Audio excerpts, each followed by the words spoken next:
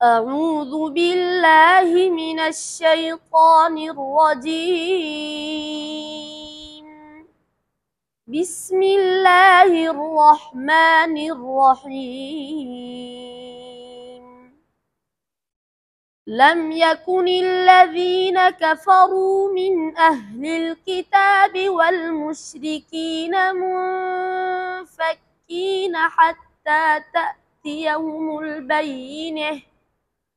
رسول من الله يتلو صحفا مطهرة فيها كتب قيمة وما تفرق الذين أوتوا الكتاب إلا من بعد ما جاءتهم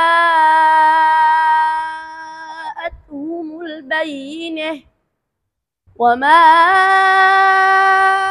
أمروا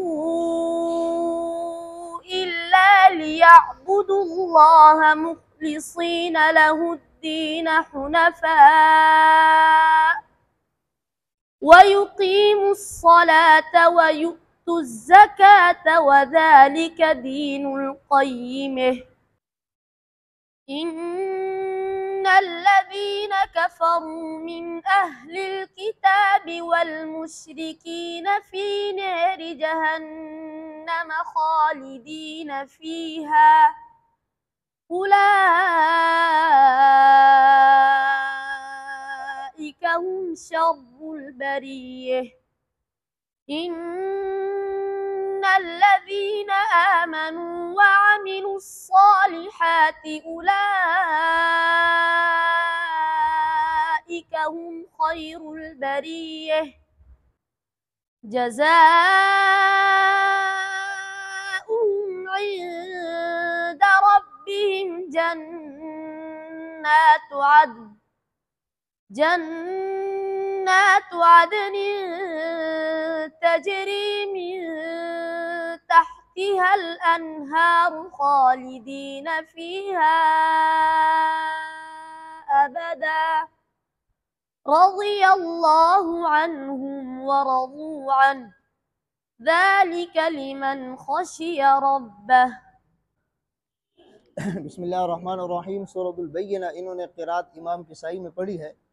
ان کے دو راوی ہے ابو الحارث اور دوری کسائی. قرات امام کسائی کے لیے بین السورتین بسم اللہ ہے.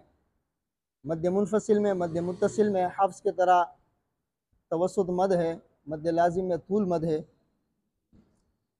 اسی طرح بینہ کے اندر دونوں راویوں کے لیے امالہ ہے. آپ کو میں نے بتایا تھا گول تا جب اس سے پہلے حرف کے اوپر زبر ہو تو اس میں دو قسم کے اختلاف میں نے آپ کو بتائے تھے.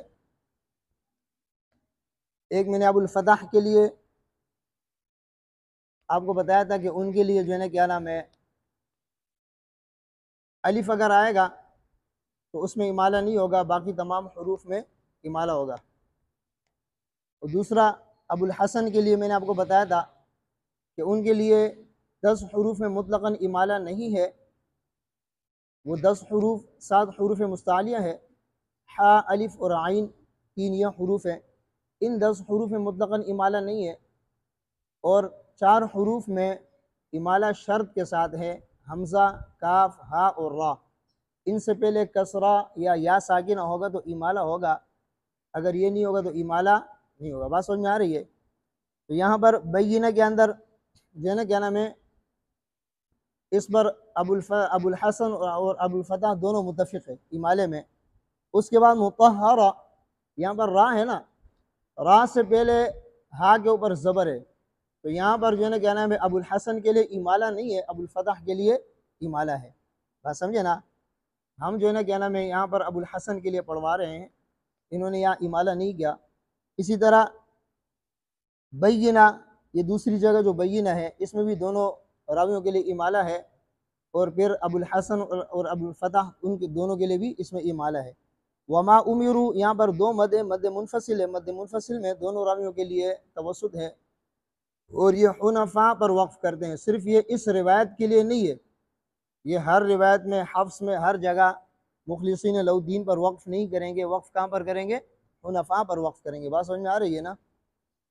اسی طرح فی نیر جہنم، یہ جو امالہ ہے یہ دوری کے لیے، آپ کو میں نے بتایا تھا کہ ذوات الراء میں یعنی الف کے بعد را مکسورہ آئے گی تو وہاں پر جو امالہ ہوگا وہ دوری کے لیے ہوگا، ابو الحارث کے لیے نہیں ہوگا۔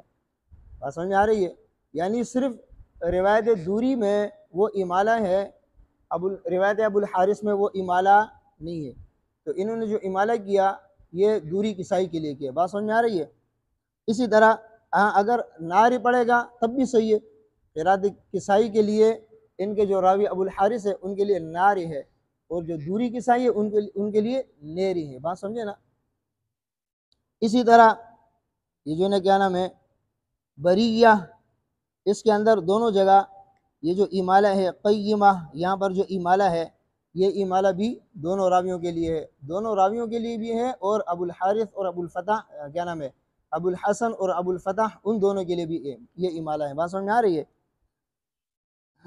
اسی طرح یہاں پر ایک چیز یاد رکھنا، یہ جنات عدن تجری کے اوپر بہت سارے لوگ وقف کرتے ہیں، تو وقف اور اعادہ بھی درست کرنا چاہیے۔ اگر جنات عدن تجری کے اوپر وقف کریں گے تو اس کا مطلب یہ ہوگا کہ جنت جو چلنے والی جنت ہے۔ بات سمجھ میں آ رہی ہے نا؟ تجری سے اعادہ تو کر سکتے ہیں، تجری پر وقف صحیح نہیں ہے۔ جنات عدن تجری من تحتها الانہار پر وقف کریں گے پھر صحیح ہے، سمجھے نا؟ لیکن تجری پر وقف نہ کریں۔ بات سمجھ میں آ رہی ہے؟